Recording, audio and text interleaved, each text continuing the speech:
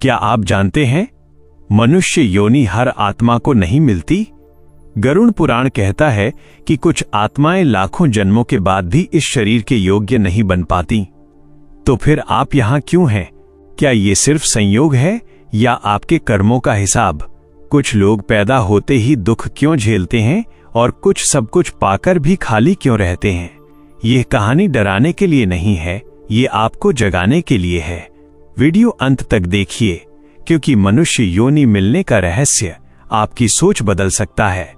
मृत्यु के बाद क्या हर आत्मा को मनुष्य शरीर मिल जाता है, या फिर यह योनि भी किसी पुरस्कार की तरह केवल कुछ ही आत्माओं को मिलती है?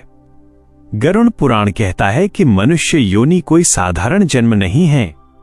यह न तो संयोग से मिलती है और न ही सबको मिलती है। ये एक ऐसा अवसर है जो आत्मा को अनगिनत जन्मों के बाद बहुत कठिन तप, अनुभव और कर्मों के फलस्वरूप मिलता है। जब आत्मा शरीर छोड़ती है तब वो न तो पुरुष होती है, न स्त्री, न अमीर, न गरीब। वह केवल अपने कर्मों का बोझ उठाए चलती है। यमलोक की यात्रा में सबसे पहले आत्मा से उसका शरीर छीन लिया जाता है, लेकिन उसके कर्म उससे कोई नहीं छीन सकता। वही कर्म तय करते हैं कि अगला जन्म किस योनि में होगा। गरुड़ पुराण में कहा गया है कि जिन आत्माओं ने पशु योनि, पक्षी योनि, कीट योनि या वृक्ष योनि में जन्म लिया है, वे केवल भोग भोगती हैं। वहां न तो पाप का चयन होता है, न पुण्य का। वहां आत्मा सीखती है दुख सहना, सीमाओं में रहना और अपने अहंकार को तोड़ना। लेकिन वहां मुक्ति का द्वार नहीं खुलता। मनुष्य योनि केवल उन्हीं आत्माओं को दी जाती है जो पिछले जन्मों में इतना अनुभव और पीड़ा सह चुकी होती हैं कि अब वे चयन करने के योग्य बन जाती हैं। चयन सही और गलत के बीच, धर्म और अधर्म के बीच, मोह और मुक्ति के बीच। गरुड़ पुराण बताता है कि जो आत्माएं अपने पिछले जन्म में हिंसा से दूर रहीं, अनजाने में ही सही, लेकिन दूसरों के दुख से द्रवित हुईं, माता पिता, गुरु, अतिथि या किसी असहाय प्राणी के प्रति करुणा रखती रहीं, उन आत्माओं के लिए मनुष्य योनि का मार्ग खुलता है। ये जरूरी नहीं कि उन्होंने बड़े यज्ञ किए हों या बहुत दान दिया हो। कई बार एक छोटा सा सत्य बोलना, किसी भूखे को भोजन देना, किसी रोते को सांत्वना देना भी आत्मा के खाते में इतना पुण्य जोड़ देता है कि उसे मनुष्य जन्म का बीज मिल जाता है। लेकिन यहां एक गहरी बात कही गई है, मनुष्य योनि इनाम नहीं है, ये परीक्षा है। यमदूत आत्मा से कहते हैं कि तुम्हें अब ऐसा शरीर दिया जाएगा जहां तुम जो चाहो कर सकोगे, लेकिन याद रखना, यही स्वतंत्रता तुम्हारी मुक्ति भी बनेगी और यही तुम्हारा बंधन भी। इसलिए गरुड़ पुराण चेतावनी देता है कि जो आत्मा मनुष्य योनि पाकर भी केवल भोग, क्रोध, अहंकार और छल में डूबी रहती है, वो अगली बार फिर नीचे गिरा दी जाती है। लेकिन जो आत्मा मनुष्य शरीर में रहकर अपने भीतर के अज्ञान को पहचान लेती है, वही इस दुर्लभ जन्म का अर्थ समझती है। यहीं से शुरू होती है असली कहानी, क्योंकि कुछ आत्माएं ऐसी भी होती हैं जिन्हें मनुष्य योनि विशेष कारणों से दी जाती है, जैसे किसी अधूरे ऋण को चुकाने के लिए, किसी वचन को पूरा करने के लिए या किसी बड़े परिवर्तन का माध्यम बनने के लिए। वे कौन सी आत्माएं होती हैं और उनके जीवन में क्यों आता है असामान्य कष्ट, असामान्य संघर्ष और असामान्य जागृति? ये अगला रहस्य है। गरुड़ पुराण कहता है कि कुछ आत्माएं ऐसी होती हैं जिन्हें मनुष्य योनि सामान्य नियमों से अलग दी जाती है। ये वे आत्माएं नहीं होती जो सिर्फ अच्छे कर्मों के कारण जन्म लेती हैं, बल्कि ये वे आत्माएं होती हैं जिनके जीवन में कोई अधूरा अध्याय बाकी रह गया होता है।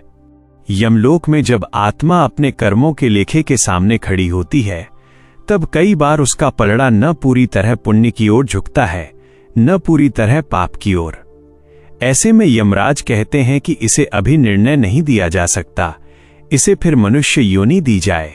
लेकिन ये दोबारा मिला जन्म आसान नहीं होता। गरुड़ पुराण स्पष्ट करता है कि जो आत्माएं पिछले जन्म में कर्तव्य निभाते निभाते टूट गईं, जिन्होंने अपने सुख का त्याग करके दूसरों की जिम्मेदारी उठाई, लेकिन भीतर ही भीतर असंतोष, पीड़ा या अधूरी इच्छा लेकर मर गईं, उन्हें मनुष्य योनि फिर मिलती है, क्योंकि आत्मा जब तक संतुलित नहीं होती तब तक उसे मुक्ति नहीं मिलती। ऐसे लोग इस संसार में आते ही संघर्ष झेलते हैं, बचपन से जिम्मेदारियां, कम उम्र में ही समझदारी और अक्सर ऐसा जीवन जहां उन्हें लगता है कि मैंने किसी का क्या बिगाड़ा था। गरुड़ पुराण कहता है कि ये वही आत्माएं होती हैं जो पिछले जन्म में दूसरों के लिए जीती रहीं लेकिन अपने भीतर की गांठें खोल नहीं पाईं। अब दूसरा वर्ग आता है, वे आत्माएं जिन्हें मनुष्य योनि पापों का प्रायश्चित करने के लिए दी जाती है। यह सुनकर लोग चौंकते हैं, लेकिन ग्रंथ साफ कहते हैं कि कुछ आत्माओं को नरक नहीं भेजा जाता, बल्कि उन्हें सीधा मनुष्य जीवन दे दिया जाता है। क्यों? क्योंकि उनका पाप ऐसा होता है जिसे भोग से नहीं, जागृति से काटा जा सकता है। ऐसी आत्माएं मनुष्य जीवन में बार बार धोखा खाती हैं, विश्वास करके टूटती हैं, अपने ही अपनों से पीड़ा पाती हैं। गरुड़ पुराण बताता है कि जो आत्मा पिछले जन्म में दूसरों को मानसिक कष्ट देती थी, छल से जीतती थी, शब्दों से घायल करती थी, उसे इस जन्म में वही पीड़ा अनुभव के रूप में दी जाती है। क्योंकि जब तक आत्मा दर्द को महसूस नहीं करती, तब तक उसके भीतर करुणा जन्म नहीं लेती, और करुणा के बिना मुक्ति असंभव है। अब एक तीसरी श्रेणी है, और ये सबसे रहस्यमय है। कुछ आत्माएं ऐसी होती हैं जिन्हें मनुष्य योनि इसलिए दी जाती है क्योंकि वे किसी और की यात्रा का माध्यम होती हैं। ये वे लोग होते हैं जो किसी के जीवन में आते हैं और उसकी पूरी दिशा बदल देते हैं, कभी गुरु बनकर, कभी जीवन साथी बनकर, कभी शत्रु बनकर। गरुड़ पुराण कहता है कि कई बार एक आत्मा स्वयं मुक्त नहीं होनी होती, बल्कि उसे किसी और की मुक्ति का कारण बनना होता है। इसलिए उसे मनुष्य शरीर दिया जाता है ताकि वो किसी और की चेतना को झकझोर सके। इसीलिए आपने देखा होगा कि कुछ लोग बहुत अच्छे होते हैं, फिर भी उनका जीवन कष्टों से भरा होता है, क्योंकि वे केवल अपने लिए नहीं आए होते। लेकिन सबसे महत्वपूर्ण बात यहां कही गई है कि गरुड़ पुराण चेतावनी देता है कि मनुष्य योनि पाकर यदि आत्मा जागने के बजाय सोई रही, यदि उसने फिर वही क्रोध, वही लालच, वही अहंकार पकड़े रखा, तो अगला पतन और भी गहरा होता है, क्योंकि अवसर जानकर गवाया गया हो तो कर्म दया नहीं करते। और अब सवाल उठता है कि वे कौन सी आत्माएं होती हैं जिन्हें मनुष्य योनि बार बार मिलती है, और क्यों कुछ लोग हर जन्म में अधूरे रह जाते हैं। गरुड़ पुराण कहता है कि कुछ आत्माएं ऐसी होती हैं जिन्हें मनुष्य योनि बार बार मिलती है, लेकिन ये कोई सौभाग्य नहीं होता, बल्कि ये संकेत होता है कि आत्मा अभी भी सबक नहीं सीख पाई है। यमलोक में जब आत्मा अपने कर्मों के साथ खड़ी होती है, तब उसके पिछले कई जन्म एक साथ खोले जाते हैं। यदि आत्मा हर बार वही भूल दोहराती है, जैसे वही अहंकार, वही स्वार्थ, वही क्रोध, तो यमराज कहते हैं कि इसे फिर वही मौका दो जब तक ये स्वयं को पहचान न ले। ऐसी आत्माएं मनुष्य जीवन में आती हैं, लेकिन हर जन्म में उनका जीवन किसी एक जगह अटक जाता है। कोई रिश्तों में फंस जाता है, कोई धन के पीछे दौड़ता है, कोई मान सम्मान के मोह में खो जाता है। गरुड़ पुराण स्पष्ट करता है कि जो आत्मा किसी एक बंधन से बाहर नहीं निकल पाती, उसे बार बार वही परीक्षा दी जाती है। अब चौथी श्रेणी आती है, वे आत्माएं जिन्हें मनुष्य योनि इसलिए मिलती है क्योंकि वे सत्य के बहुत करीब पहुंच चुकी होती हैं। ये लोग बचपन से ही अलग महसूस करते हैं। भीड़ में होते हुए भी अकेले, दुनिया की दौड़ उन्हें आकर्षित नहीं करती, और जीवन में बार बार ऐसे प्रश्न उठते हैं जिनका उत्तर कोई नहीं देता, जैसे मैं कौन हूं या मैं यहां क्यों हूं। गरुड़ पुराण कहता है कि ये वही आत्माएं होती हैं जो पिछले जन्म में तप, संयम और सेवा के मार्ग पर काफी आगे बढ़ चुकी होती हैं, लेकिन अंतिम बंधन जैसे अहंकार या मोह छूट नहीं पाया। इन्हें मनुष्य योनि अंतिम अवसर की तरह दी जाती है, इसलिए इनके जीवन में सुख और दुख दोनों बहुत गहरे होते हैं, ताकि आत्मा किसी एक में अटके नहीं, बल्कि दोनों से ऊपर उठे। अब एक अत्यंत कठोर सत्य आता है। गरुड़ पुराण बताता है कि कुछ आत्माओं को मनुष्य योनि इसलिए दी जाती है ताकि वे अपनी ही बनाई हुई पीड़ा को देख सकें। जो आत्मा दूसरों को अपमानित करके आगे बढ़ी, जो कमजोरों को दबाकर शक्तिशाली बनी, जो रिश्तों को इस्तेमाल करके छोड़ गई, उसे मनुष्य जीवन में वही स्थितियां मिलती हैं। वो किसी ऐसे के अधीन होती है जो उसे दबाता है।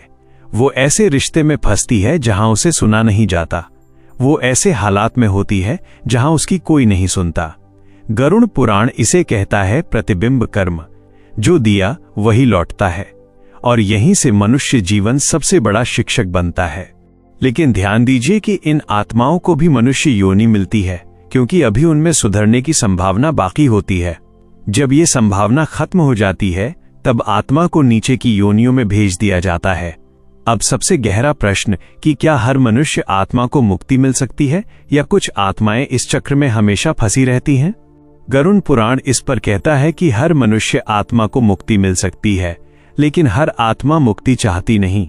यही सबसे कठोर सत्य है। मनुष्य योनि इसलिए नहीं दी जाती कि तुम सुख भोगो, बल्कि इसलिए दी जाती है कि तुम बंधनों को पहचान सको।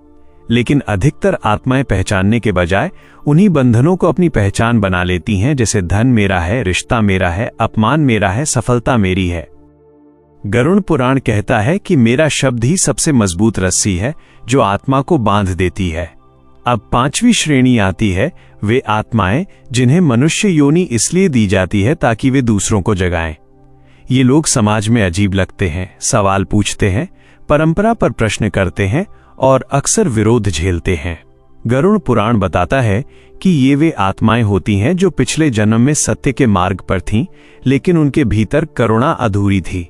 इस जन्म में उन्हें पीड़ा दी जाती है ताकि उनका हृदय और कोमल हो। इसीलिए सच्चे मार्गदर्शक अक्सर सबसे ज्यादा कष्ट झेलते हैं। अब एक डराने वाला नहीं बल्कि चेताने वाला सत्य कि कुछ आत्माओं को मनुष्य योनि इसलिए मिलती है क्योंकि वे बहुत नीचे गिरने वाली होती हैं। उन्हें आखिरी मौका दिया जाता है।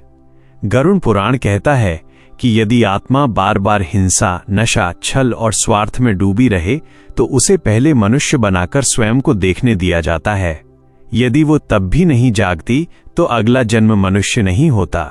इसलिए कई लोगों के जीवन में अचानक ऐसा मोड़ आता है जहां सब कुछ छिन जाता है, जैसे धन, संबंध, स्वास्थ्य, मान सम्मान। ये दंड नहीं होता, ये जागने का झटका होता है। लेकिन मनुष्य अक्सर इसे भाग्य को कोसकर टाल देता है। गरुड़ पुराण चेतावनी देता है कि जो आत्मा दुख में भी दोष दूसरों पर डालती है, जो पीड़ा में भी अहंकार नहीं छोड़ती, वो इस अवसर को खो देती है। अब सबसे महत्वपूर्ण प्रश्न कि अगर मनुष्य योनि इतनी दुर्लभ है तो इसका सही उपयोग कैसे किया जाए? क्या करना चाहिए ताकि ये जन्म आखिरी बन सके?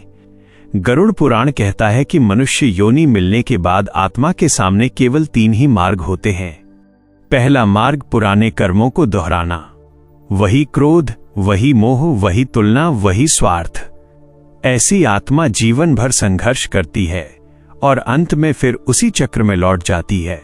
दूसरा मार्ग पीड़ा से भागना, नशा, भोग, अहंकार और दिखावे में खुद को खो देना। गरुड़ पुराण इसे आत्मा की नींद कहता है। जो आत्मा सोती रहती है उसका जागना टलता जाता है। लेकिन तीसरा मार्ग ही मनुष्य योनि का असली उद्देश्य है।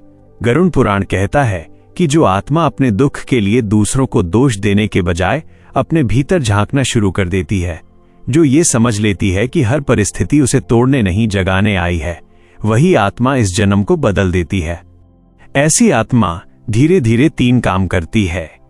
पहला, वो अपने अहंकार को पहचानती है, उसे सही ठहराती नहीं। दूसरा, वो सेवा करती है लेकिन बदले की अपेक्षा नहीं रखती।